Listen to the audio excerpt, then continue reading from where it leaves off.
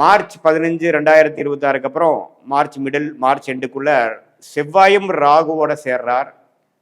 அதே சமயத்தில் சூரியனும் சனியோட சேர்றார். இதெல்லாம் வந்து ராகுவோட கும்பத்திலிருந்து கேது சிம்மத்திலிருந்து இது மாதிரிலாம் ஆகும் பொழுது, சூரியனும் செவ்வாயும் பாதிக்கப்படும் பொழுது, ராஜகிரகமாகிய சூரியன் செவ்வாய் பாதிக்கப்படும் பொழுது உலகத்தில் இது மாதிரி சில விஷயங்கள், பூகம்பங்கள், போர், மரணங்கள்,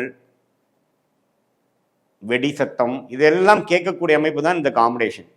ஸோ இது வந்து ஒரு 10 நாள் ஒரு வாரத்தில் முடிஞ்சிருமான்னு பார்த்தா இல்லை, கொஞ்சம் வளரக்கூடிய அமைப்புகள் இருக்குங்கிற மாதிரி தான் காட்டுது. ஆனால் இதில் ஒரே ஒரு நிம்மதியான ஒரு அமைப்பு என்னன்னா, குருவின் பார்வை இருந்து எல்லை மீறி போகாமல் ஒரு பெரிய லெவலில் ஒரு உலகப்போர் 3ஆம் உலகம் போர் அளவுக்கு போகக்கூடிய அமைப்புகள் இல்லை.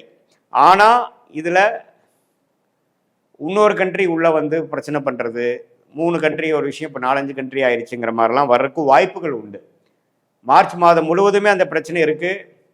ஏன்னா சூரியன் சனியோட சேர போகிறார் எப்போனா மார்ச் எண்டுக்குள்ளே. அதே மாதிரி ராகுவோட செவ்வாய் மார்ச் மிடில்லையே சேர போகிறார் 2026. ஸோ இந்த மார்ச் மாதம் மிகவும் முக்கியமான ஒரு இக்கட்டான மாதமாக உலகத்துக்கு இருக்க போகிறது.